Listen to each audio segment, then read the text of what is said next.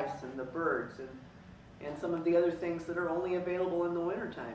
And I'm glad so many people are sharing. I just would like to find ways to get more people to share.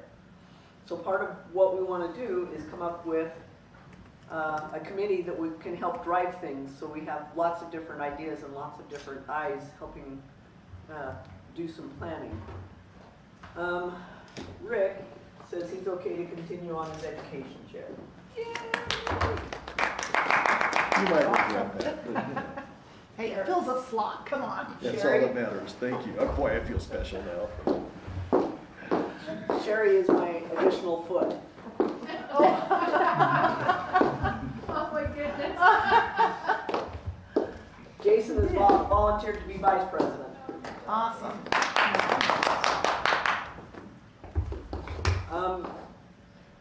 Darren has done outings for us.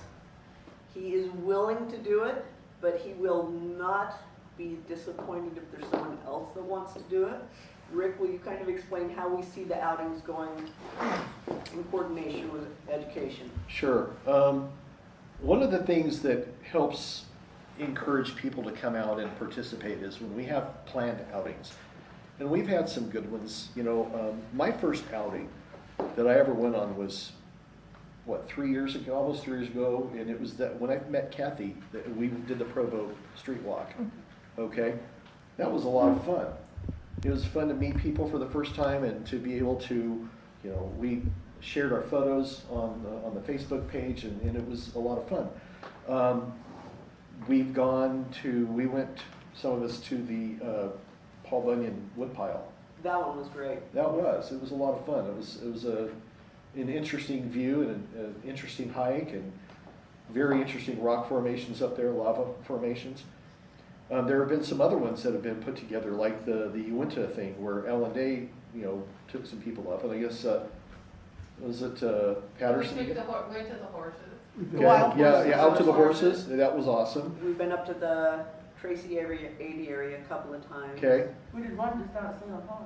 Yeah, we Yeah, did I Salem remember Pond. that. That was actually a club That was a meeting. club Yeah, it meeting. was club meeting, yeah. And I liked that because I live like 3/4 mile from there. That was, you know, we can do that anytime we want. Once it warms up. But the thing is that the outings are fun. They get people out, and there's just a lot of camaraderie, and it kind of helps us enjoy what the club is here for. And what we need is someone who will take that ball and help actually plan these events, pick a day, pick a location, you know, give a little overview of what we're going to see when we get there, and get people excited to come, because when people come, they have fun. They do. Okay, it's been our experience that the outings are always positive. It's just, Darren gets busy at work. He has a busy job. I mean, he starts his day typically at 5 o'clock in the morning. And he's willing, but it's a challenge. So if we have someone else who wants to step up and you know, take that job, that assignment. Is there some reason it needs to be one person? No? No. Because I'd be willing to participate, but not like as a sole. Okay. And I would like some back and forth with someone. Cheryl yeah. Munson out in Saratoga Springs messaged me earlier tonight that she couldn't be here, but she's been willing to volunteer. So maybe it's the two of you, and again, you're going to get different ideas and different Exactly. perspectives, which is why we're trying to grow this committee. So that could be like a co-chair. Yeah, so you two Yeah. could just do it together, and you know, sometimes it's finding a place to go, sometimes it's just downtown Provo, and Where do you live, where are you from? Provo. So if you could find one more person from like Salt Lake County and have 3 people, or even farther north, and just Yeah. you'd have a nice variety of outings. Yeah. you're just not too far from here, aren't you, Chris? I'm just Provo too. Okay. Yeah. But being from Provo doesn't mean you only plan Provo. I mean, No, but you can Yeah. say, gosh, I wish I could go to Bird Refuge, and someone up north would be like, gosh, I wish we could go down to Utah Lake. Well, the thing is that you're familiar with this area more than people up north would be. Someone up north would be more familiar. You know, if Cheryl's in Saratoga Springs on the other side of the lake, she's going to be familiar with opportunities over there. You know, like Cedar Fort and out west. You know, whatever, and you know, or the other side of the lake even. But the thing is that they don't have to be grand, No. elaborate, you know, they can be simple. I mean, that Provo Street Walk was as simple as it That gets. sounds like fun, I kinda want. And it was really pretty cool, because, you know, the thing about me is that I'm not very experienced at urban photography, and so it was a challenge to me to be able to go and find things that would be interesting. I mean, birds are always easy, you know? No, they're not. Well, I'm not saying easy to photograph, but, Easy to find, maybe? yeah, well, they're No? easy. It's not easy to find them right now. What I mean is it's easy to be interested, okay? Oh, yeah. Okay, it's easy to, they're an easy subject if you can catch them, okay? But, oh boy, did I step on that one. Okay? But the thing is that, you know, landscape, wildlife, going to the Uintas, you know, that's fairly easy. Street walking can be challenging because you have to think outside your normal if you're not an urban, you know, street photographer. You have to think outside the box, if you will. And that was my challenge that day. And I'm thinking this was cool. Did you go during the night, day or night? It was day, it was morning. Now night would be really cool too. See that? I'm not good at Right. that. So, Yeah, and Okay. that's, like, So I don't what like we that. need- I just don't have much expertise. what we need is That's me. a person or people who will, We don't have to have. come up with these expertise. We don't ideas. have to- no matter how simple they are, Yeah. And no matter where Okay. you live. okay? Alicia lives in Helper. Helper is an amazingly interesting town to photograph. I mean, some of the renovation that they're doing, you know, the LaSalle Hotel, Yeah. all the Oh, crazy. yeah, all the The renovations are building going crazy painting. down Yeah. there. That's- You just don't go there in the winter. Then you have the ghost tenants like 5 minutes away. Just wait, yeah. Okay, and away. like Eureka, you know, out the other side. You know? Eureka transplant, Where are you what? from? Eureka. Eureka? Oh, I was a. Yeah, it's like, yeah, okay. Do they have a Taco Bell out there? Come on. No, they don't, it's not that big. Beaver and Down all by Steve, there's a really cool ghost town just south of the Delta area, which would be a great day trip. Oh, there's a cool cabin down by Leamington too, when those flowers are in bloom. Yeah, Oh, yeah, so, yeah, the hedge, it's all over the front, yeah. Somebody told me about poppies around here. they get them, People's yards. In May, no, in May, There's you a said spot there's in- one there's a spot. in Alpine. Highland so, Alpine area, maybe so. up Then up in the up hills, by, Highland Alpine, She said it was just absolutely up in phenomenal. or Manaway, that's I what think I it was Mantua, Manaway. Mantua, yeah. Manway. Man, yeah, okay, yeah, see, to me, that would be Mantua, but in Utah, it's Transplant. Mantua. It must be. Do they have a Taco Bell up there? No, it's not that big. They don't. They do have wild turkeys. Moving on. Okay, so are you interested in doing that maybe with With coaches. Cheryl? Yeah. Sure. With And I will, Ann? No? I'd Chris? be happy to help with okay, whatever. I That'd can be give great. you. That way. I think the I- Well, more then the you better. can reach out to all of us with Yeah. suggestions, say, what I do was you, gonna say, you know? some people My- have ideas on where I to mean, the go. more the better on that one, I think. Absolutely. My one request would be, kind of try and plan ahead, because when we Kathy, find out with the 5 C. minutes ahead of time, Yeah, that's not. With yeah. a C. Or, With a C. or you have to have your name start with a C to be in this club. I'm happy to contribute Yeah, ideas, right. but my life's so unstable right now, I can't really commit to anything. Well, and that's okay right now.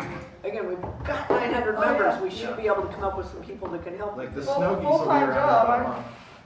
I don't have time to, time, but I'd love to know. Okay. Come on, we're Okay. gonna go to the States. The event coordinator, we try and do a social every summer and every winter.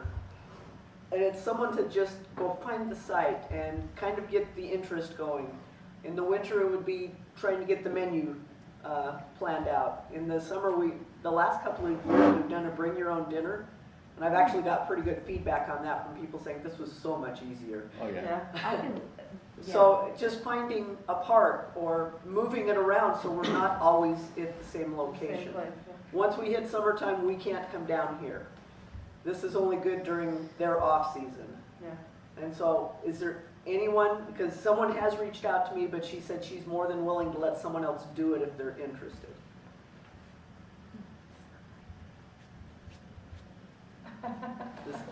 It's deafening. Well, we got 10 people. I know. Yeah. My life is pretty unstable right now. Okay. I'm not even sure. Let's put Natalie down. She's more than willing to do that for us. I'd be happy to help. I can't I'm You know take what? the happy to help them responsibility too. What, because I don't know if it would happen. yeah, So. I can help. You know I just what? feel like there's so The much. easy that way I is we'll do just to have it. them in It's your home. Like, You know what? I'm used I to can do your your procedures. Yeah, and see, things, that way but I'm happy to you know, help anybody with any You part. can't of bail it. on that. and that would be great. So I can let Natalie know, hey, just a month before, say, who wants to help? No, it'll like be a one-time committee thing. We're gonna do this event, bring people on the committee and Yeah, you're done. Yeah, I'm sure you because get a for lot of one people person to that, manage all of it is volunteer. really kind of a lot. Yeah. which is why I'm begging for help. Yeah. You guys about killed me. Among other things. no, So the outreach coordinator, what this position would be is, like right now, we have 3 people that have requested membership in the club. So this person would have the administrative rights to accept members and then introduce them on the club page, say, hey, XYZ just joined, let's give them a shout out. We do have some members who have, when they join, become active immediately and introduce themselves and start dropping in pictures, but that's the exception, not the rule. so Barb doesn't want to still do it? Barb wants to do the banner photo. That's all? But she Well, doesn't she's wanna good do at it. She's asked that stays with her, and I'm not gonna argue it. Yeah, I'm she's fine cool with with that. that. I mean, yeah, I So- thought she was doing the, Do you turn people down a lot? So the 3 that have put in requests today, 2 of them did not answer the membership questions, and Barbara and I have both agreed we want them to answer the questions. The 3rd one answered the question that he wants to join the club because he is part of the Don't Pave Utah Lake organization, and he wants to use it for his forum. I don't think that's who we are, personally.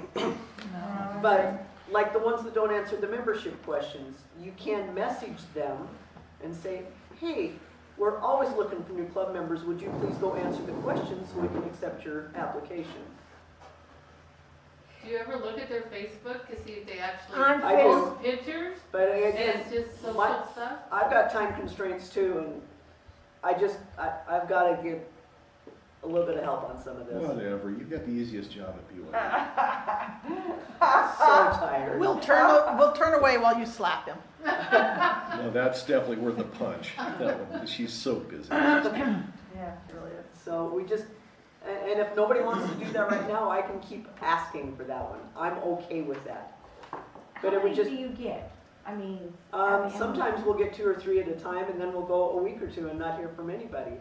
But when we met in December, I believe we had just over 700 members, and now we're up to 900. So there's That's- a flow, there's a flow. Are we talking about outreach? here? Yeah. Okay, Part of that also would be trying to help people become more engaged. yes. Either with photo challenges or with, whatever, to try and get people a little more engaged with the club. And again, we might be trying too hard on this. Maybe they don't want to be engaged. Maybe they just like to look at the pictures. I belong to a few photo groups that I haven't posted in yet. I just want to look at the pictures and get ideas. And maybe that's all they're after, and that's okay. But I think there's a few that just need a little nudge. A little, hey, this is a photo challenge, and see how many we can get to participate. Last year when we did that over the holidays, we had really good participation, didn't we, Jason? This year, not so much. Well, that's because you did the Christmas card. right? That was the one Yeah. I was asked to do. Yeah, And But like, a good example for a photo challenge, even for this one, is Rick's going over macro photography. The next week or 2, you can say, hey, let's have a macro photography challenge. yeah, Rick's gonna make that part of his post when he shares the recording is, hey, now put in your pictures. And do you want to set up the folder? Do you want me to set up the folder? You can do it, but he's actually gonna post, he's gonna record this tonight, Okay. so. But yeah, we just would like to try and get more people interested and engaged with what we're doing. And if they don't want to, I get that. Life happens. So, yes, I'll do it. Thank you. Yeah, we really do have some, I'll get you administrative rights. Okay. Natalie's been helping for the last couple of months. Bless her heart, she's the one that decorated for the Christmas party, and she's the one that does those things, because I don't do cute. It's a mystery to me. It just confuses me. So when I gave her the paper from last month, when I wrote out all of the job descriptions, she said, send it to me and let me fix it. Okay, and I'm okay with that answer. That's a really, and so Natalie's more than willing to help. She has asked me, and I can accept either answer. She said, will you stay on one more year until we get some more people involved so that we can just have more people that are willing to step up. I can do it if I can get some help, but seriously, last summer about did me in. Is this enough help? And there was a point when I nearly left her to do it by herself. You so. did leave me. I'm sorry, but I meant permanently. Yeah, I know. So, yeah, so, and it's not that it matters, but like when we were trying to do this August class, Rick was going to do the macro class then, and then he chose to go to a bed and breakfast for 2 weeks. 5-star accommodation. So Anyway, it costs us as much as. during Yeah, it all was of like a that, I had just had a knee $70,000 B&B replacement. there, yeah. Oh, no. My husband had just had foot surgery. I'm the girls' camp coordinator for our stake. I had just done a camp for man. 300 people. And this was just almost the last straw. So that's why I'm, Other than that, she just didn't have much going on. yeah. And so when he couldn't teach the class, and I actually asked for a volunteer to teach the class and didn't get anybody, that's why it was canceled. Because I was iffy if I could even walk from the parking lot to the pavilion anyway. And so part of me was relieved I didn't have to find out if I could get there and back. So we just need a few more people to help with some of this. So again, I'm willing to stay on with some help and some new ideas and some new perspectives so we can keep this going. Because it's fun. We all love it. I think the last 2 years has been hard, not just on you, I mean, definitely on you guys, but to get anybody's enthusiasm about coming out of their house. I think you're right, but I think And what so- we've been through the last 2 years is a lot of people just checked out. And Yeah. we're having to kind of revitalize that. Yeah, It's a challenge. But again, we've grown by probably 3 times what we were 2 years ago. So the interest but is because there. people were in their house, Right. online, We want to get them more engaged Yeah. and more participating and get to know some of Physically, these yeah. people because, Yeah. like Rika said, we all have our specialties we like to do. And it's fun to get together and share and learn new secrets about There are somebody people else's who specialty. love flowers, there are people That's who me. love, and that's great. And I use a Canon. Is that 2 strikes? I might give you a mercy strike on that. Okay. But the thing is, though, please, if you're taking on these responsibilities, please make sure you follow through. People in the club are depending on you. It's not just us in the leadership. People depend. And part of it, I think, is my being sick in last summer, her issues, COVID, everything happening. The club kind of fell really flat on its face. And we're in a rebuilding mode right now. So if you're going to take these, please help us. Let's get this done. And we'll probably try and meet, once a month would be ideal, but everybody has lives, and we get that. And it might be just a virtual, if we get emails or a text chain or just a group chat and say, hey, what do we want to do this month? So like I've got February planned, that's as far as I've gone. I haven't looked at March. I don't even have a place scheduled because maybe somebody else has a different idea. And that's what we're trying to find out. So, And can we even maybe at the meeting before talk about ideas people have for like outings or different things? Absolutely. Even Yeah. get input from others, because yeah, I Well, mean, that's the thing. And I you can don't know post a about poll on the others. Facebook page too. There are lots Yeah. of ways to. Someone might accomplish want it. to think about getting together on Mustangs again, because they're gonna have another round. Roundup? They're gonna take more. Really? They're gonna take more this time. Is it even accessible right now, though? I think it's Oh, probably it would be, pretty. but Yeah. I wouldn't- Now, you I'd can do a whole still high get in profile there, and it's then just probably, I don't forward know roll. if it's money or whatever, but Yeah. I mean, we might want to think about doing that Yeah. again before they. Where are take they them taking all. them? They're just like they did last time, they took them, and they sold them, and some of them And other died, stuff. and. So I Then thought they they were. decided to bring some back, but now they say they're gonna take even more. Is the So fence I still thought up? they Do were we moving them know? down south of Hinkley, like the Spring Lake wildlife hardly area, did or that. something It was like that. like I thought that they, 150 like where the antelope or the, you know, the pronghorn are down there, I thought they were moving some of them down there, maybe I was wrong. I don't know. But, you know. Anyway, thank you. I appreciate everybody's name who shows up there. You're really here to hear Rick talk about macro photography, so I think we beat Not this one. really, I think we're done, this is good. I Keep think going. we're good done. You've got the information for next month, and we're gonna turn it to Rick. So thanks, Rick. So one more quick idea for an outing is snow geese are coming in the next Oh, couple yeah. weeks. Oh. What is it? Yeah. Snow geese. Down to Delta. Down to Delta. Oh. Oh, it's down to Spring Lake, or, It's at the Gunnison Bend Reservoir. usually. okay, got it, okay. I Cool. can keep an eye on That's in that and let Delta? everybody know. Yeah. That would be great, because I know Yes. Barbara's gone down to about before. Is she Yeah, we taking- went down last Okay. year, yeah. That was my first time being there. So my thought is you asked about Paul Lanyon, Woodpile, you asked him to talk to there. Yeah, and that was fun when we did that. That was cool. And I had no idea that was in this area. And what's really weird, It's out past Eureka. Eureka, what are you, a It's transplant? between Eureka Eureka. and Lindale, okay? Okay, Rick, take it away. Hi, my name is Rick Carpenter. My friends call me Rick Carpenter. Okay, we are going to talk about macro photography, which we were going to do back in August, but I decided I'd rather get COVID and, you know, spend 2 weeks in the hospital. That was a lot of fun. Bed And and breakfast. You know what's really funny? The food is actually pretty impressive for a hospital. Not that I wanted to stay there. It was impressive, the hospital food. It was pretty good. Really? It was actually pretty good. Of course, you had no sense of taste or smell at that Yeah. point. No, I lost that later. Well, I'm a guy, I don't have any sense of taste anyway. You know? But sorry. Okay, Ask to refresh. Okay. so a lot to cover tonight. The first thing I want to do is talk about what macro is. Okay, macro lenses, macro photography. How many of you actually have a macro lens? What, is that one that says Tell us what it macro on is. it? Okay. Does it say macro Okay. on it? Okay, Okay. and that's a good question. I'm going to talk about that. What is a macro lens? Okay, well, most of the time when we talk about macro, we are talking about close focusing. Okay? We want to be able to focus really close. We want to be able to see the whiskers on that bug. Okay? We want to be able to see those snowflakes or whatever. Okay?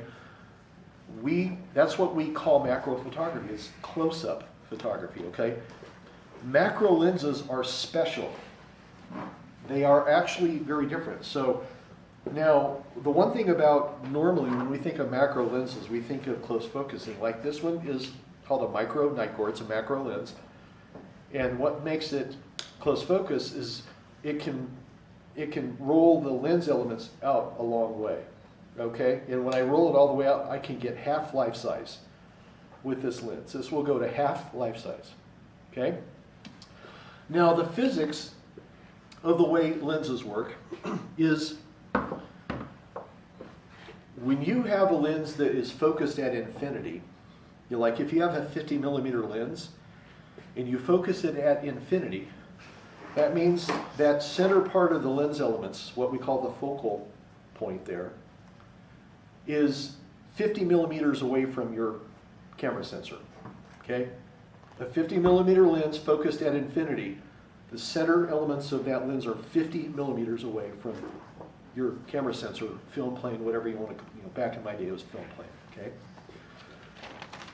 When you push those lens elements out, like if I do this again, okay, now this is a 55 millimeter macro lens. If I move this and the lens elements are now moving further away, it focuses closer, okay? Now, this 55 millimeter lens will extend out 27.5 millimeters. That's how much this is compared to that. It moves out 27.5 millimeters. By moving out half of its focal length, I get a half life-size picture. If this lens were to go out 55 millimeters, okay, in other words, a 55 millimeter lens focused at infinity, if I can roll those lens elements out 55 more millimeters, I have a life-size 1-to-1 ratio picture. What the sensor picks up is exactly the same size, its actual size, okay? So like if I had a 200 millimeter lens, and I was able to move that lens 200 millimeters more away, it's going to give me a life-size image, okay? Now, macro lenses are actually a little different from just close focusing. A normal lens has what we call a curved field. Can you all see that okay? Okay? So for example, if I'm pointing at this wall and pretend I'm 10 feet away, okay? And I focus at 10 feet away, and if I go over here, that part of the wall is not 10 feet away from me. It's probably 11 or 12 feet. It's going to be out of focus. That's because the lens has a curved field. So if I turn that way, 10 feet away is going to be somewhere out here in the floor space. Does everybody understand that? Okay? A true macro lens is different.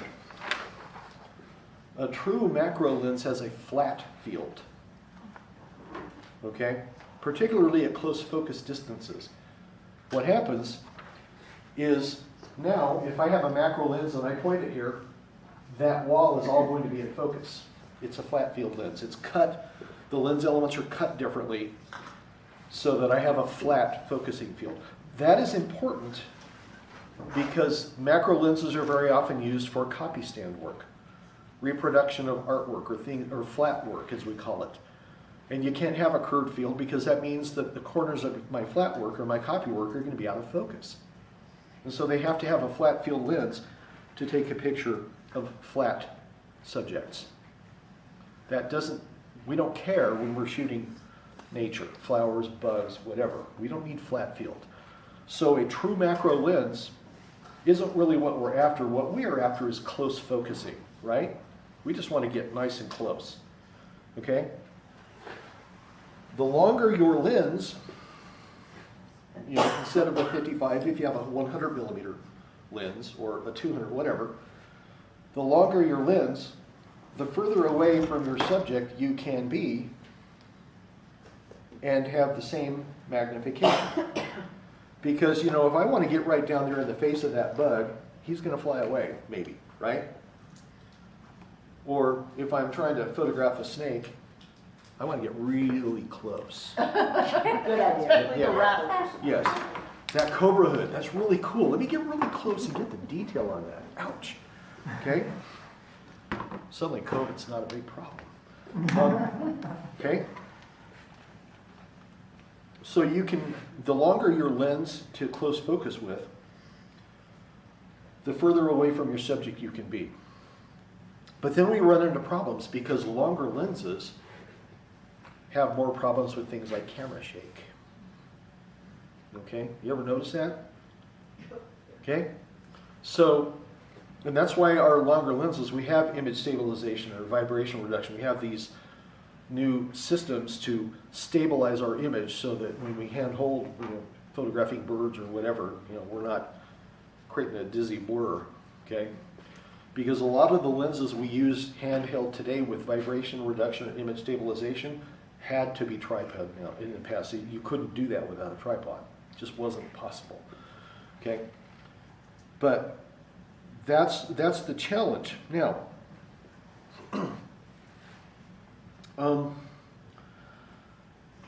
there are several things about technique that I wanted to go over also. Okay? Ways to focus. Okay? Now, one thing I'm going to do, for example, is I'm going to put this zoom lens on here. And just to show, as an example, okay, when you're doing close focus photography, sometimes, because when you get really close, your depth of field, if you know what depth of field is, it's how much from front to back is actually in focus. It's very, very, very thin. The closer you are to your subject, the shorter your depth of field is. And it can get down to literally millimeters when you are really, really close to a subject. Okay? And so if I'm going to pretend that this is a close focusing lens, which it isn't, but for the sake of, okay, With a zoom lens, it's actually easier to focus using your zoom ring when you're really, really close, okay? Than to focus here, because the zoom, your camera will change the focal length, and it will completely mess up your focus. You can focus with the zoom ring sometimes a lot easier than with the focus ring when you're really close to a subject, okay? The other thing I wanted to point out though too that I do personally is I'll get my focus and my zoom into where I have an approximate focus point. But the thing is that when you're, especially if you're hand holding, if you're not on a tripod, movement is critical, because remember, if my depth of field is just a matter of millimeters, any movement at all and I'm out of focus easily, right? It's actually easier for me to brace myself, and I've taught a class before about how to brace with your body, okay? I don't know, some of you were there, okay, where it's actually, if you're going to handhold, it's easier to put all your weight in your support hand, your non-shooting, your non-trigger hand, put all the weight on that, and use this just for a little bit of stabilization, okay? Put this arm up against your body. For you ladies, you may need to put it over here on the side, okay? Sorry, some of you have headlights, you need to go to the side, okay? All right, pardon me, but you know, it's a real issue, okay? So I'm going to do this, and now what I'm going to do is I'm going to move back and forth with my body like this. Instead of trying to focus with this, I'm just going to get it approximately where I want it, and then I'm going to move slightly back and forth with my body like that until I get my focus. I might need to take several, okay? The other thing is too, if you are fortunate enough to get an autofocus zoom lens or autofocus macro lens or autofocus close-up lens, you can use the autofocus to do that, okay? If you're going to do it, you need to set your focus point to a single, like a spot, okay? And don't try to do the, you know, where it's trying to catch everything, because once again, you're really close, your depth of field is super shallow, and if you're trying to photograph a flower and you want to photograph the pistils of the flower, that may not be what your camera picks up if you have a wider field of, you know, sensor array. So you want to pick spot method, focus on the one thing you want to be in focus, stay on that, and you know, and then move just back and forth. Instead of trying to focus, just move back and forth till you get what you want. Use your autofocus. I don't use autofocus for that. I use manual focus. It's just my method. Okay? Did I have a hand? No. Okay. All right. Now, let's talk about stabilization. Okay? Now, I love my monopod. I recommend everybody get one if you don't have one. Okay? But I'm going to show you something else that you can do with a monopod. If you're going to do macro photography, you know how I mentioned about being able to move your body back and forth? Okay? You still have to hold it steady. Okay?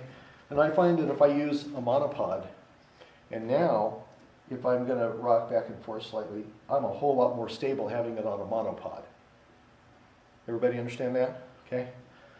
Okay, I can move back and forth ever so slightly, just millimeters at a time until I get what I want. Okay? You can use your tripod. Okay? I brought my tripod. I'm going to demonstrate that later, but you can use your tripod. And that is a situation too where it's really great to try, use your zoom ring, get it close and then use your zoom ring to finalize your focus. Okay? We talked about image stabilization, vibration reduction for Nikon people, OS for Sigma. Everybody's got their OOP, I think, for Sony. I don't know what they call it for Fuji, but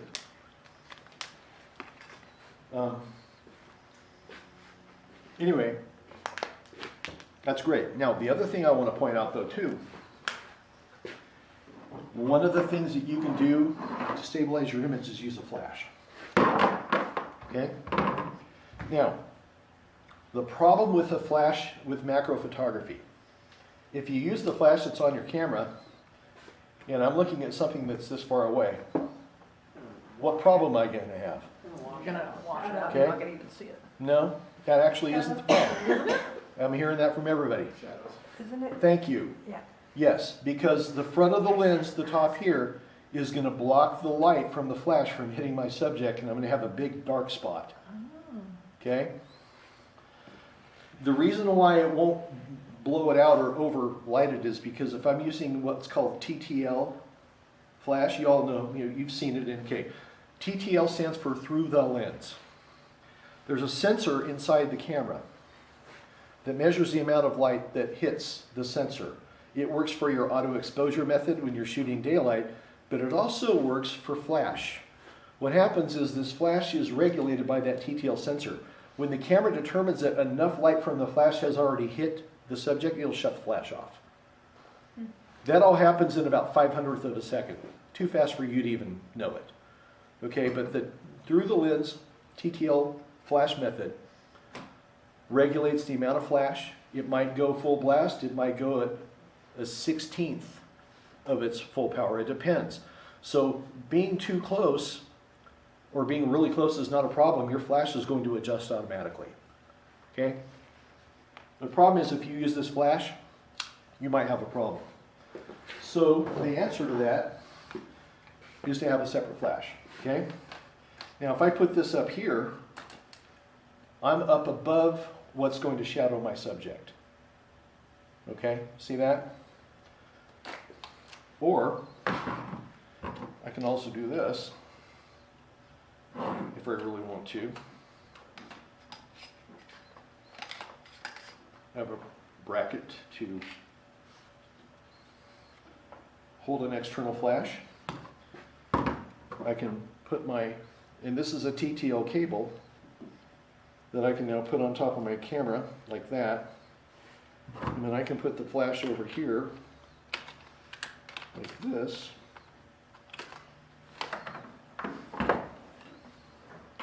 And this bracket was only like $18. I mean, they're not horribly expensive. Okay? So now, and what I like about this though, is not just that I'm off the camera and I can get nice and close, but I now have something that's like portrait lighting. Okay? My flash isn't directly above the subject. Okay?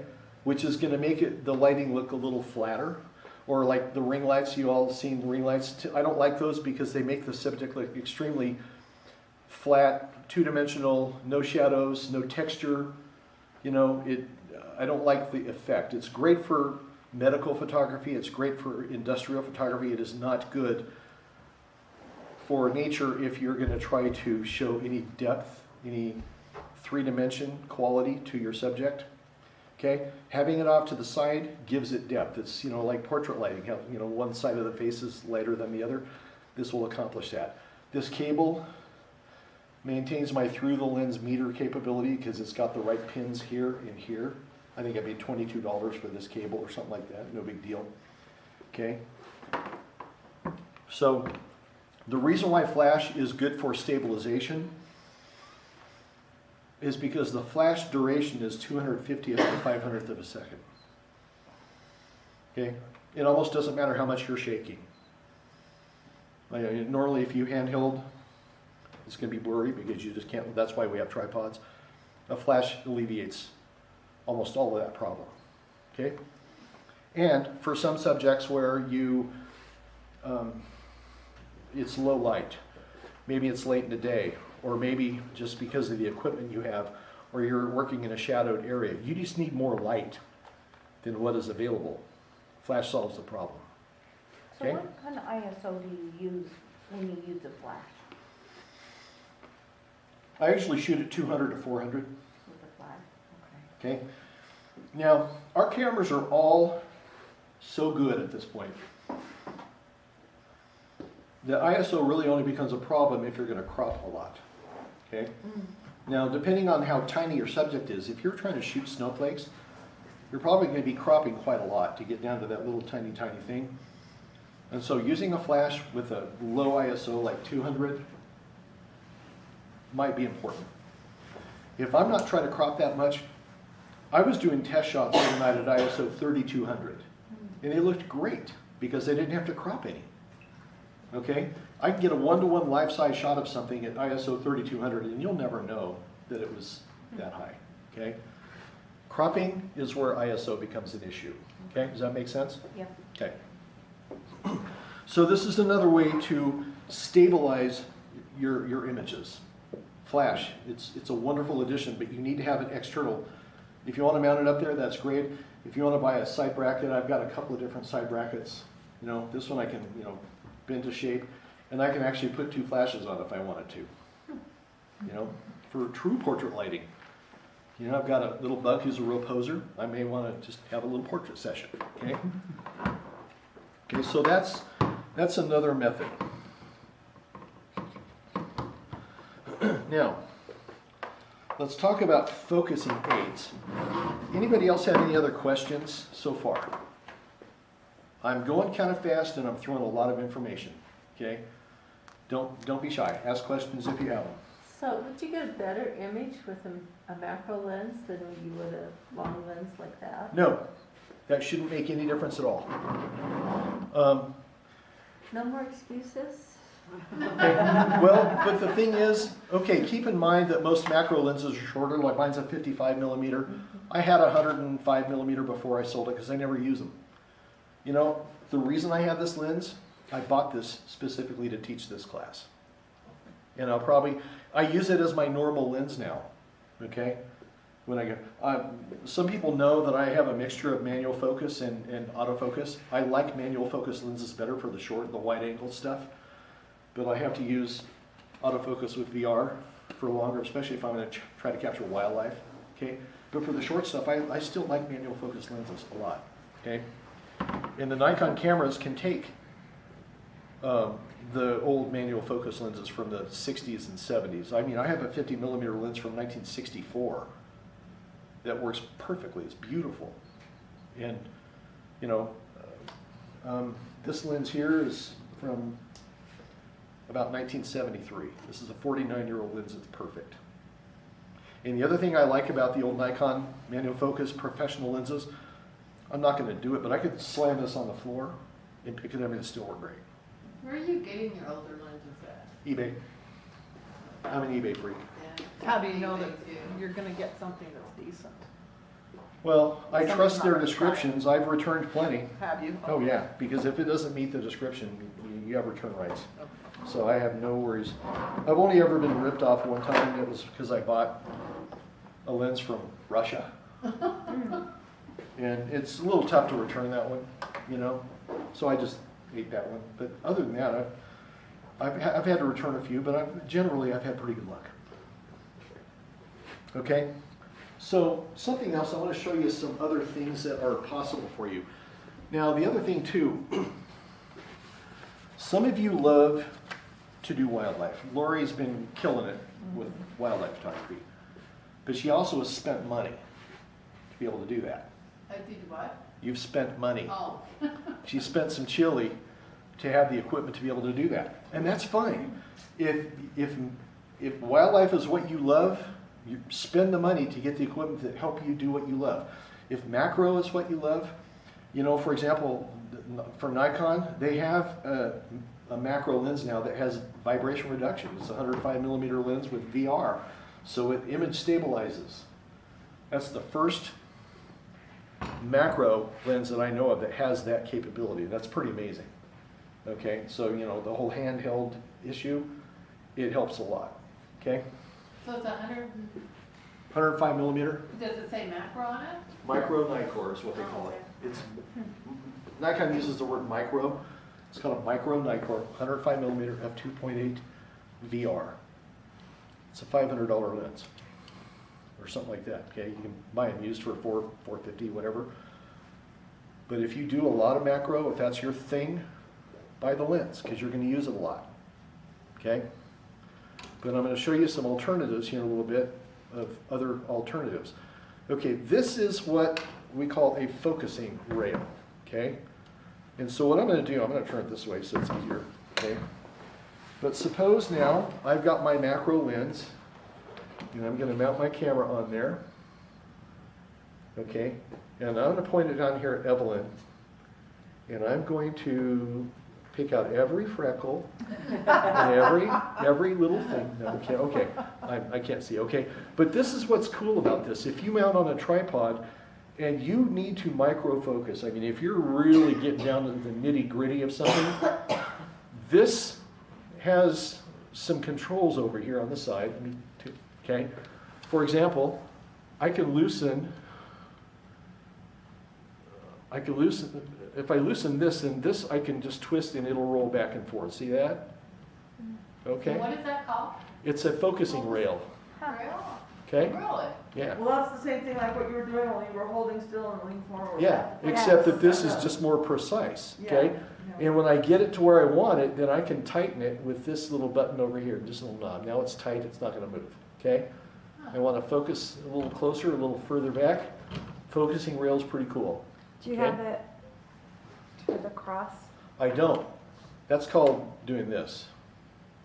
Well, but that sends you at an angle. Yes, it versus- does. No, I don't have that ultra sophisticated three-dimensional version. Okay, that will go laterally as well as forward and back. You're right. But they do have those. It just, you know, how much money do you want to spend? Okay? So this is a tool that's available to help you focus.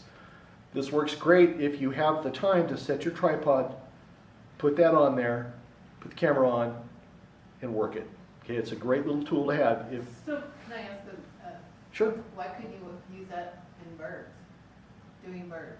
For birds? Still. it would be a complete waste because you don't need can't to, do that in the water? you don't need to micro focus. Well, you're not, but is that basically just for micro focus? Yes. Is it a That's all. stuffed bird? It has no, what's that? Is it a stuffed bird? Yeah. Yeah. Because that's the only way. See, you're better. I was gonna say, is it a dead bird?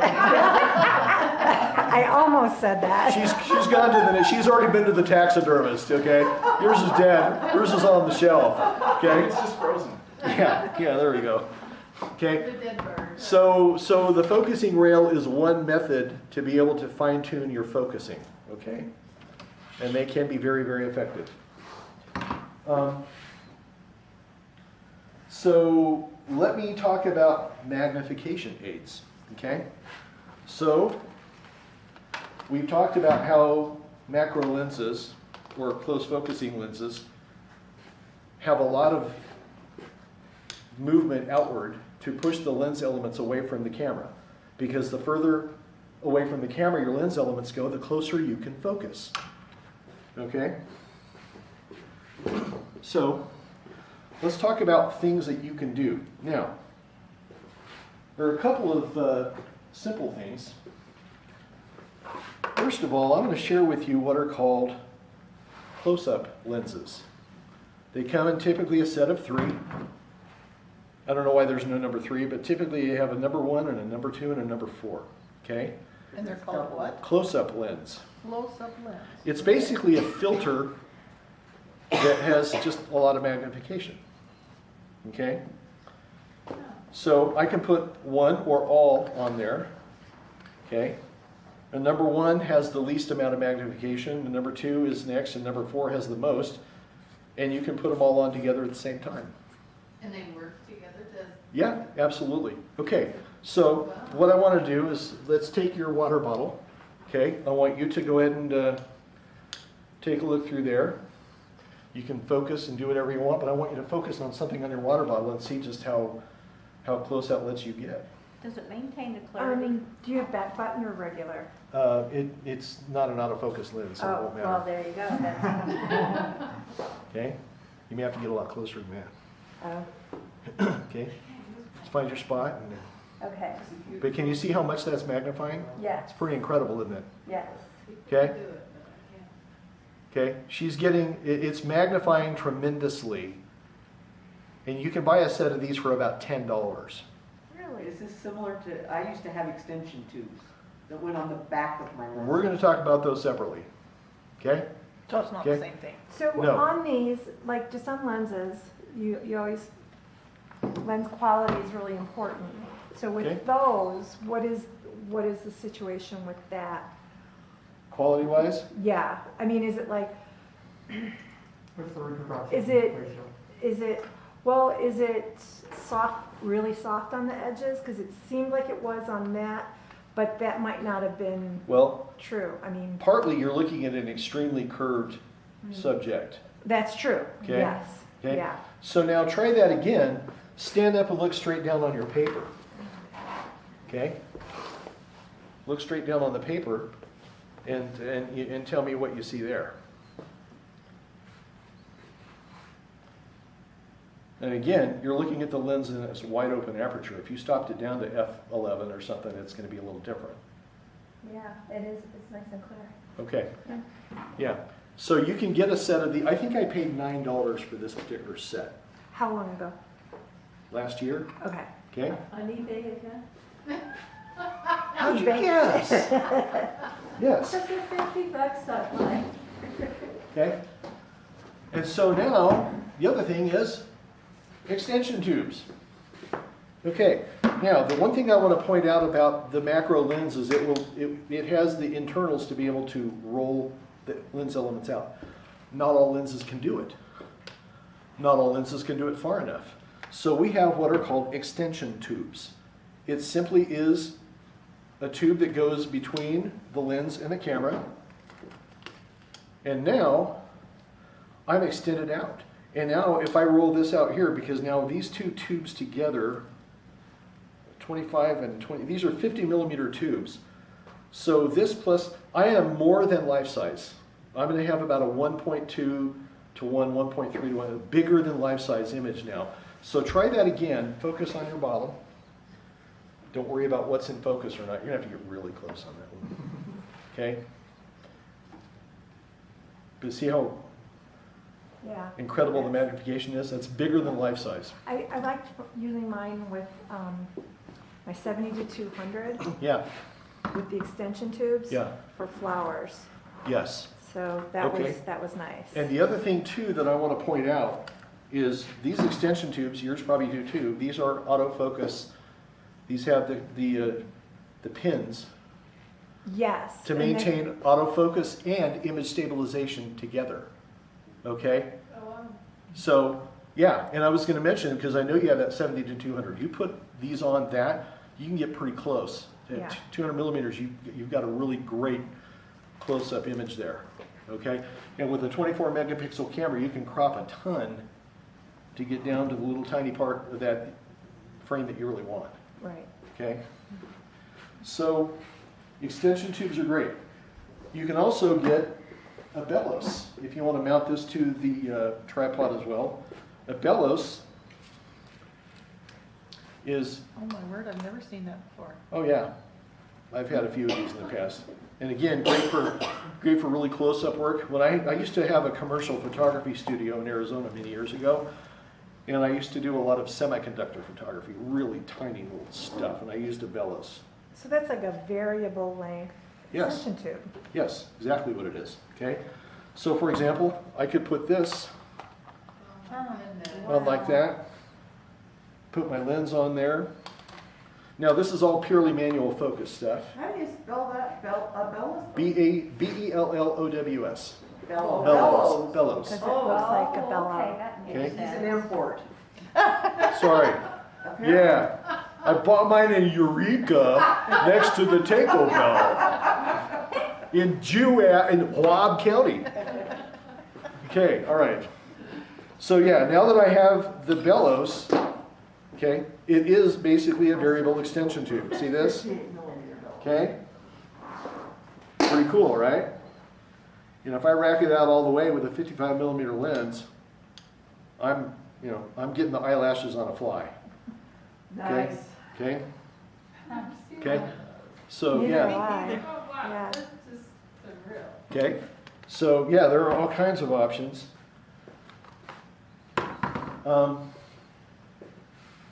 Now, check this out. This is going to totally fascinate you. I promise. Okay? How many toys do you have in I'm setting the standards high here. How many toys do you have in your bag? I know, he's got a lot of toys. Okay. You've been a photographer. It's like a magician's bag. Yeah. Yeah. Voila. Eeny, meeny, chili, beeny. Bottomless bag of camera Okay. accessories. This is what is called a reversing ring. Reversing ring. Oh, Okay? I put this on my camera. It's a And then you can reversing turn ring, your okay? lens on backwards, Yes, and then you can take things yes, okay? So I'm gonna take a standard 50 millimeter manual focus lens. Okay, you see this is the mount side right there. This is the thread side. I'm gonna mount this to the camera backwards. Watch this. Why would you want to do that? Because it creates tremendous magnification. Because when you put a lens on backwards, it magnifies tremendously. I don't even know how Okay. to do that. Yeah, well, this is back from the film era. Okay? So now, okay, Chris, let's do, let's, YouTube, okay, tell me these take a things. look, pick something out, you know, your pen, your bottle, No, that's too low. whatever. Okay, yeah. Look at the barcode or look at your QR code. There, that's up. Okay. Now, go ahead and take a look through that.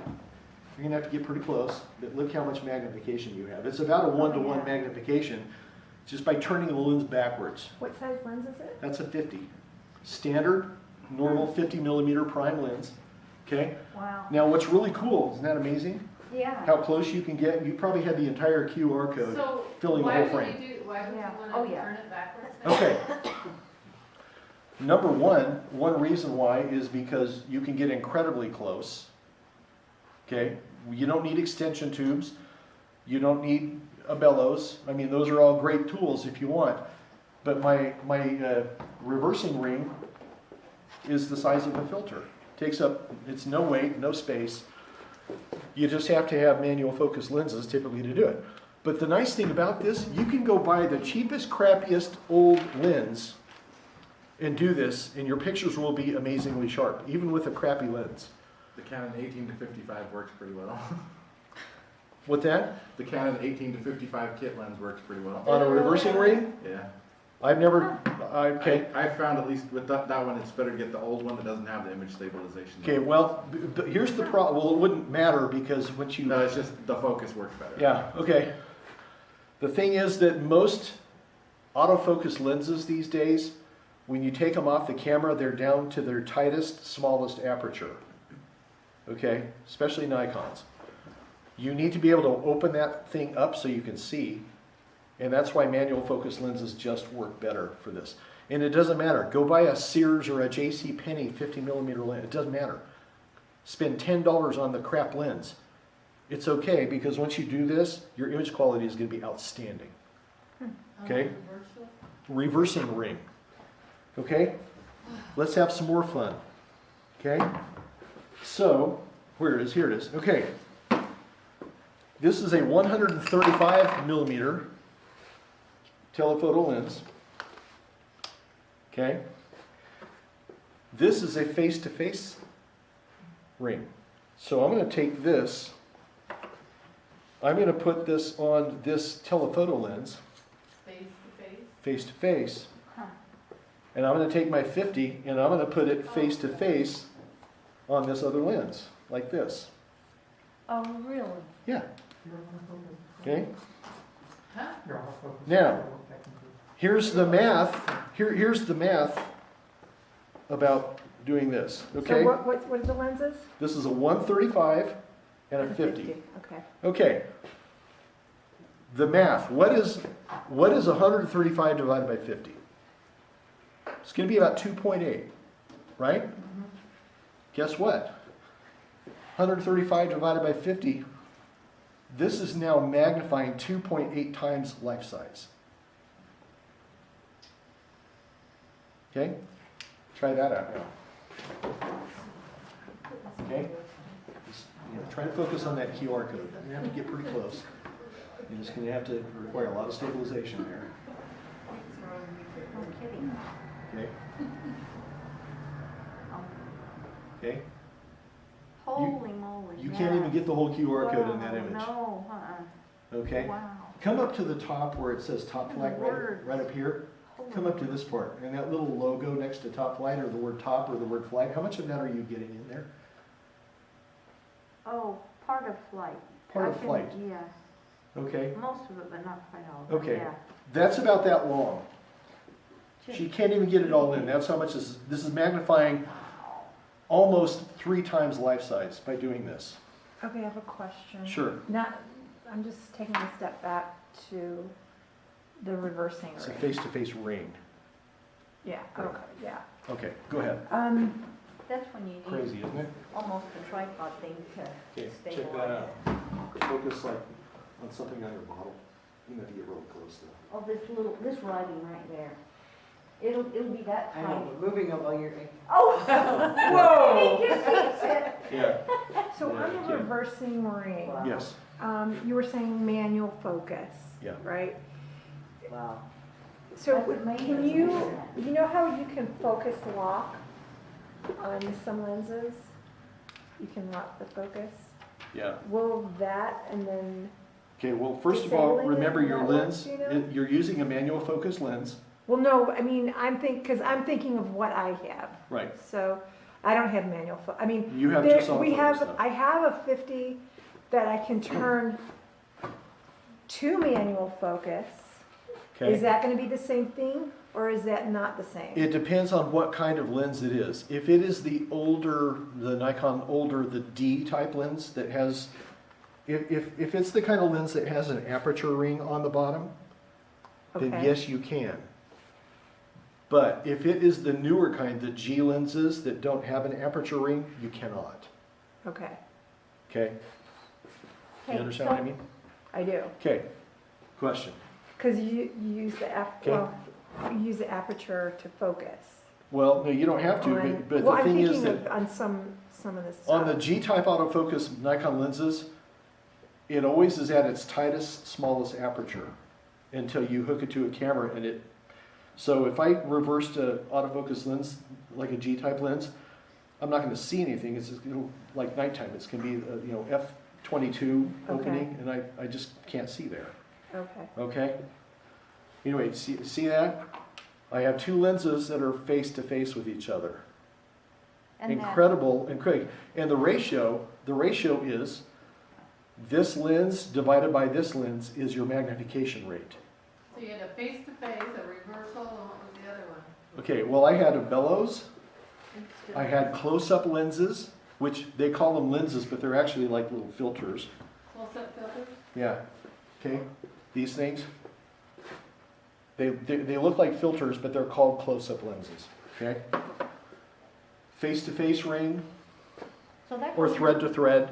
your lens, then the face-to-face, and then your other lens. Yeah, see? Backwards. The last The one's reversing. backwards, right? Right, see, reversing. if I take this lens off, okay, then I have a thread adapter that has the thread diameter of both lenses, and I can get, different thread sizes if I want. If I wanted to, these are both 52 millimeter standard Nikon thread, but if I had a 62 millimeter lens here and a 52 here, I could get a ring that would do that, okay?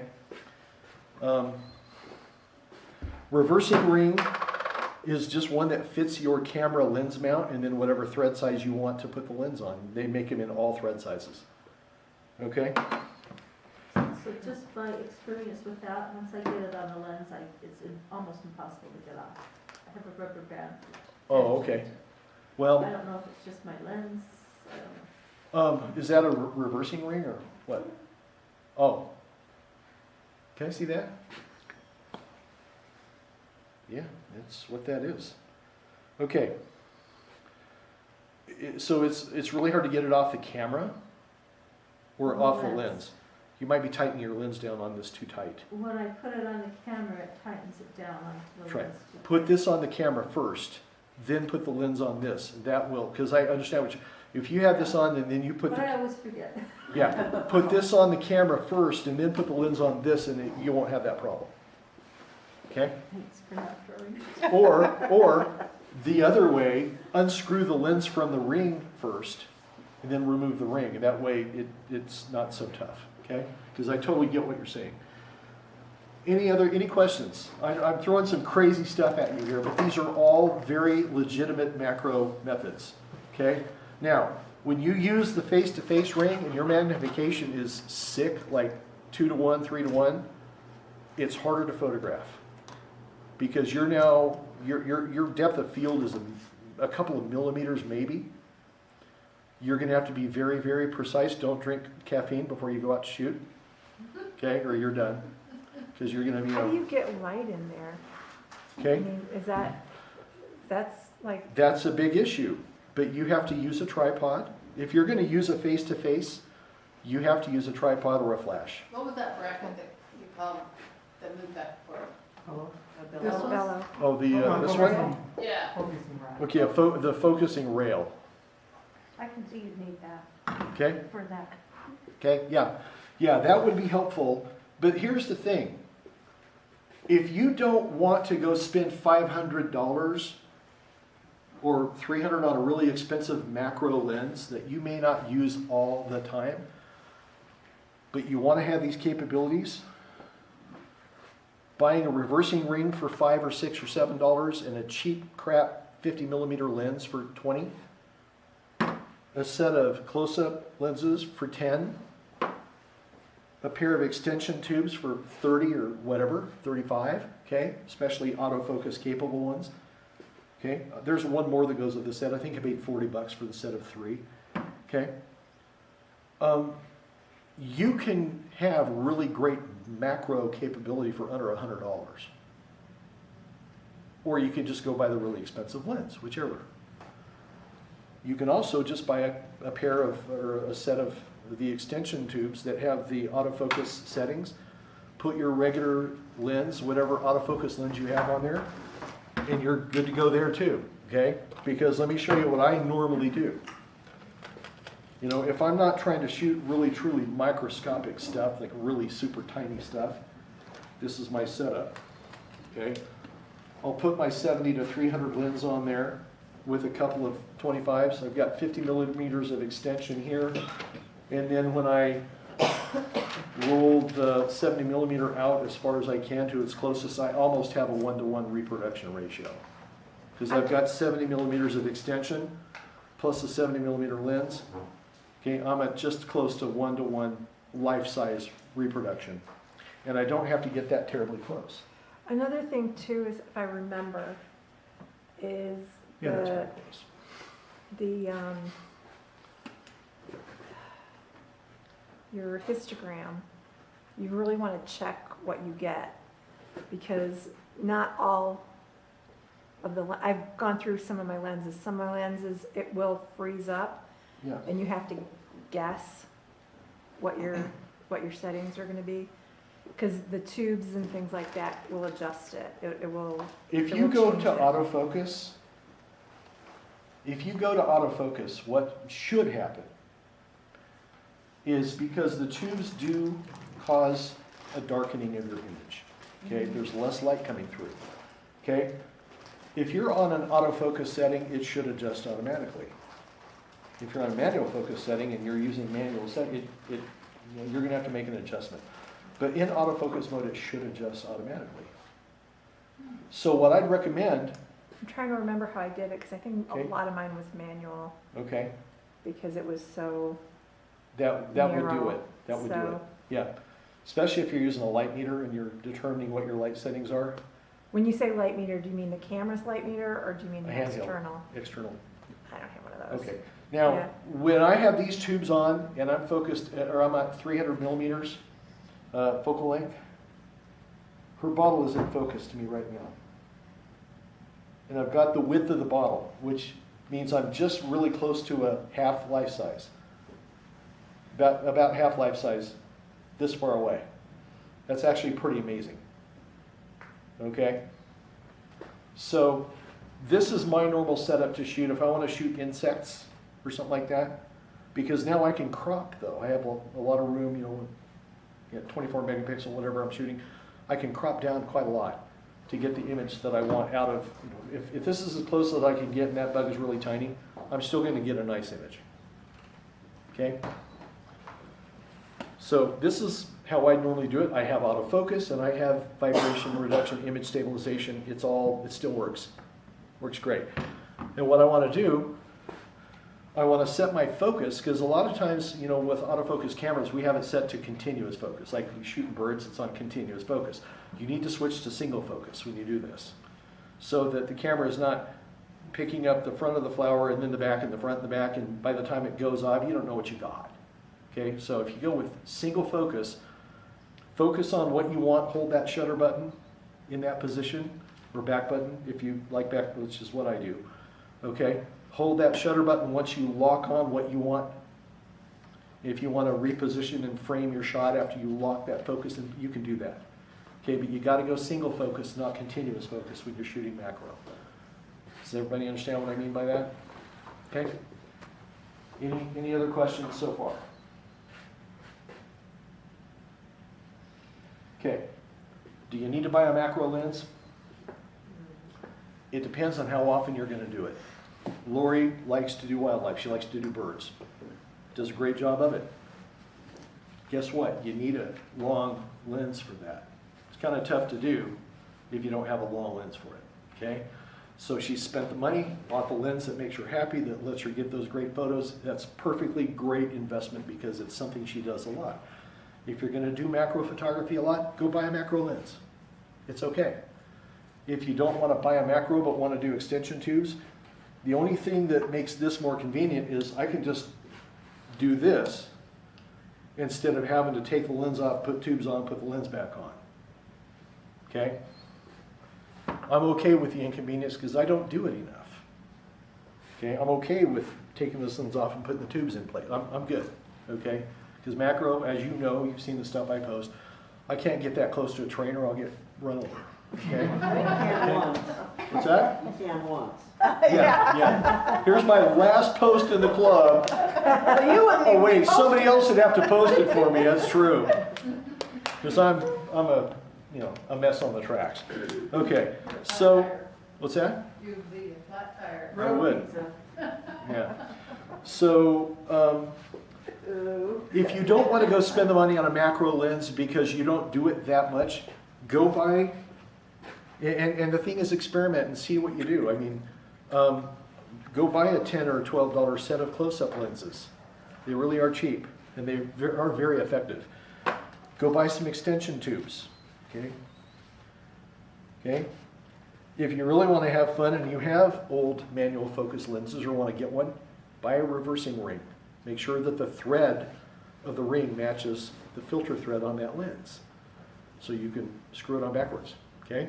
And if you're doing it with a reversing ring, it doesn't necessarily need to match your camera, is that right? No. I could take my Nikon camera and I could put a Canon lens, I could put a Sears or a JC Penney or a Russian lens, it doesn't matter because I'm doing the thread side, not the mount side. With the reversal ring? Yeah. Really? Yeah. It doesn't, I'm a Nikon shooter. I could take a Canon manual focus, a Yashica or a Pentax or a Mamiya. It doesn't matter. Doesn't matter at all. Because all you're matching is the thread. The threads is all I have to care about, matching the thread size to my reversing ring. The mount? No. But would that matter on any lens, any type of lens? Nope. As long as the thread matches. As long as the thread, see, once I put this on my camera, I mean, this is a 52mm thread. If I have a 58mm thread, it's not going to go, okay? I just need to have whatever. So do they have different reversal Yeah, sizes, right? they make everything. Okay. You know, from 49, because a lot of the older cameras from the 60s and early 70s were smaller. They had 49mm rings, okay? Like the old Minoltas and stuff. The old Pentax, they were all 49s, okay? Nikon standardized at 52. Canon originally in the old FD, their manual focus days, they standardized at 58, if I remember correctly. Okay? Whatever lens you get, just get a reversing ring that has that thread size to match the filter size of the lens, slap it on the camera, start photographing bugs. It works beautifully. And what's really cool though too But is it only uses, it's only good for doing micro, right? yeah, it's not good for anything else. Okay? The thing is too, is if you take your, if you have a TTL type lens or a flash that will match the through the lens metering inside the camera, even with that lens mounted backwards on a reversing ring, it will get the light exactly right every time. Okay? I'll show you. So for example, if I put this on,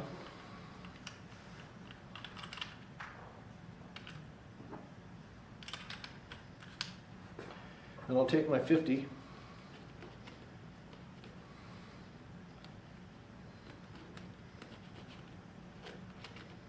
and it's Just being stubborn, that's all right. Okay, here we go.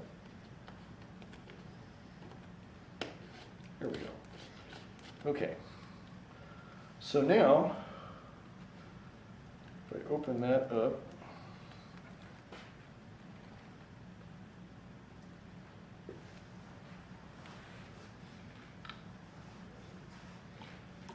okay. So if I come, actually I'm way too, okay, so I'm gonna take the bottle. I'm gonna come down here.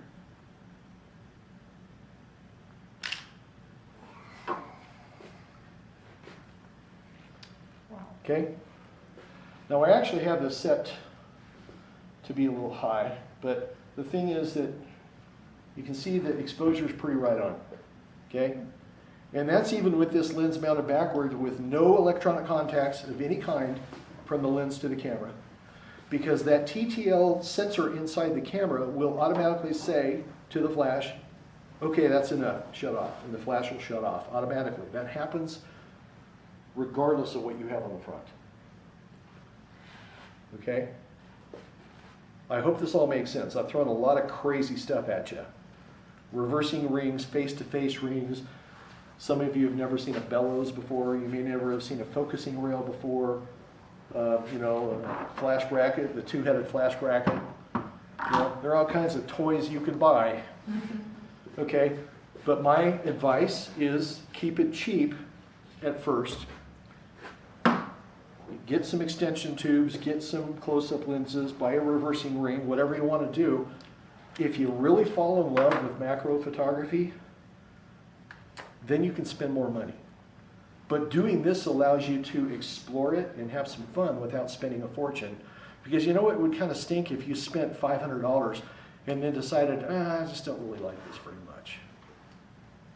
You're not going to get your investment back. Spend a little bit, have fun, try it. Okay? The other thing too is you want to use, when you're doing macro photography, you want to use as small an aperture as you can. If you can go with f11 or f16 or something like that, I would recommend it. Because keep in mind, you know, your depth of field is so shallow that even at f16, when you're 3 or 4 inches away from your subject, at f16 your depth of field still may only be 2 or 3 millimeters. And if you have that lens wide open, f2.8 or f1.8 or whatever, you may not get anything in focus. Okay? So I'd recommend try it with as tight an aperture as you can. Okay? Make sure you're not causing you're pushing your flash beyond its capability. Okay? But start with as small an aperture as you can. F11, I'd say try at least that or smaller. Work on that. You'll find that your depth of field is still incredible. I mean, you know, if you photograph a flower, even at f11, the pistils might be in focus, the rest of the flower is not. It's likely not going to be in focus. So try as small an aperture as you can. Make sure you're focusing on the actual subject and not the scene, which means, again, focus on the element of the bug or the element of the flower. If you're photographing a bee, pick the part of the bee you want to be in focus. Don't just focus on the bee. Because as critical as focus is on macro photography, you might get his rear end in focus, but his head isn't, if you're not careful there. So you've got to work on making sure what part of your subject is in focus, like flowers. You're not going to get the whole flower in focus. It just is not even possible. So get the part you want to be in focus. Does that make sense? Focus is really, really critical with really close-up macro photography. And once I said, again, what I said about autofocus, if you are going to use an autofocus lens for macro, set your focus to spot focus only. Don't do the whole, matrix area average focusing, spot only, because otherwise your camera might focus on some element that you don't want. Okay? And that element that it focuses on might just be 2 millimeters off from what you want, and it'll ruin your photo. So can you 2 get a millimeters. bee that's flying around by with the No, auto? not what, no. No? I wouldn't try macro with anything flying. Yeah, that's just gonna be an exercise of frustration, Frustration? okay? Might sting me. Yeah. See, she's a flying wildlife person. She's just trying to unthink for a minute here. It's kind of hard, okay?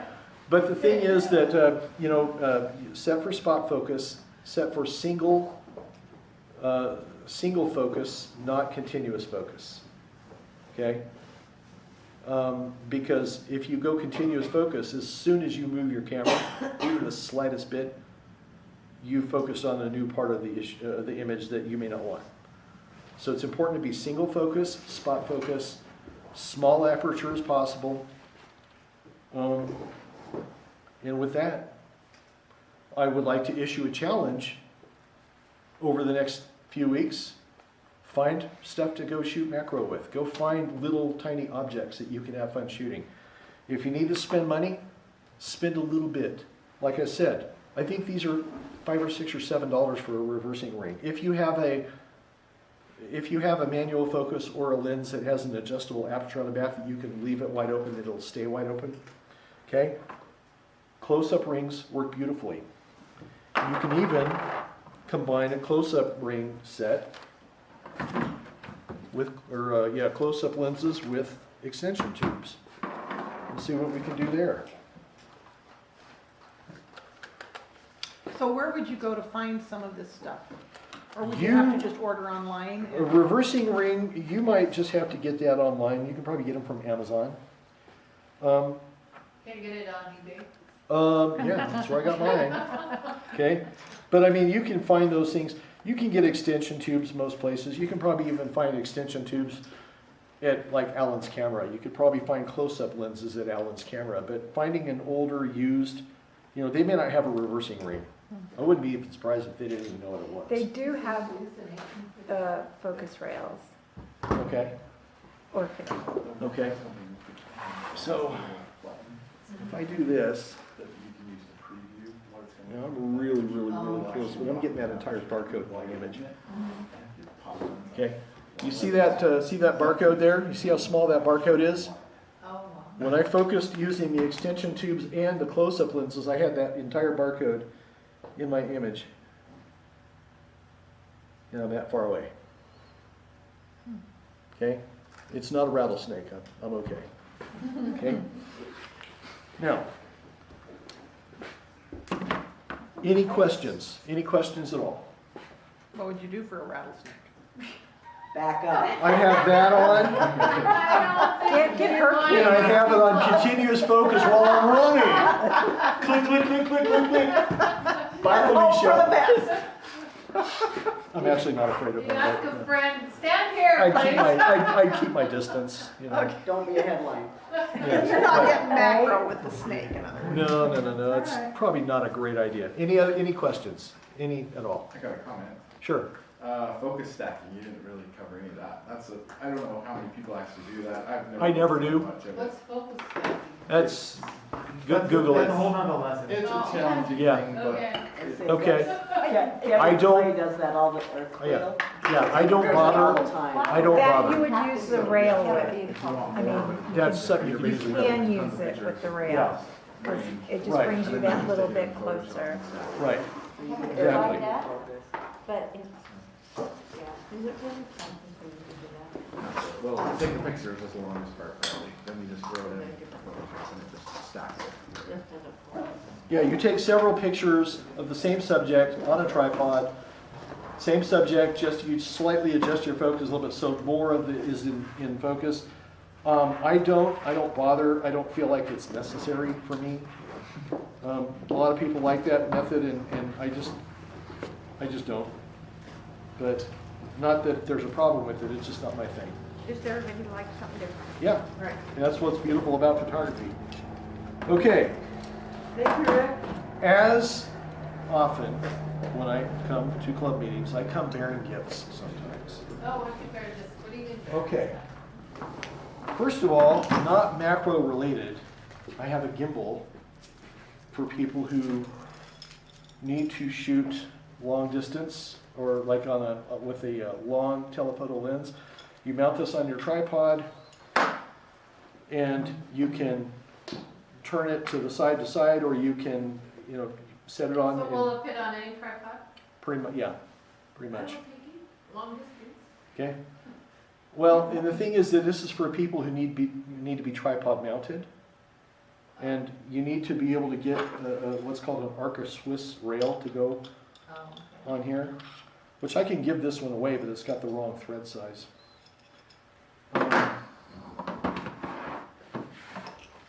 But who would like to have it? Anybody want to try that? No takers? Really wants to, I will. Okay. Let's see. Okay. Well, then you can tell us how it works. Okay. Yeah. With my 150 to 600. You remember this There you focusing go. rail? There you go. Perfect. That's This focusing rail I was demoing a minute ago? Yeah. I never use it. It was fun. Okay? Is it Cameron or? Yes. Okay? They're heavy. I never ever use the bellows. Okay? It's okay. Maybe you two can trade. Okay? and trade next time. I'd have to get it, A Nikon manual focus lens. This is a 100 to 200 zoom. It's in perfect shape. It's made by Vivitar. Didn't I just give you something? Or No, nothing. Okay. Okay. I didn't. But the nice thing is that it's close focusing. At 200 millimeters, it'll focus down to 3 feet. Oh, wow. And then if you throw an extension tube or two on that you're, It's not totally manual, is it? yes. But you have a camera that would work it. Yes. You have a D500. Yes. Hey, would it fit on my focusing ring, my reverse focusing ring? You can't easily, telephoto lenses don't work. You have to have a standard lens for focusing. Give that to Lori. Yeah. Thank you. And if you need to read up on how to use a manual I'm not focus, moving. if you need to learn how to use manual focus lenses on your camera, it will work. I mean, I think you have the aperture tab, just like other newer, Yeah. better Nikons do. Okay. Any questions? Anybody? I'm done. Rick, that was. Have fun. Get out and enjoy it. Do that That was mind blowing on some of the stuff. I've done so, I've never heard of anything.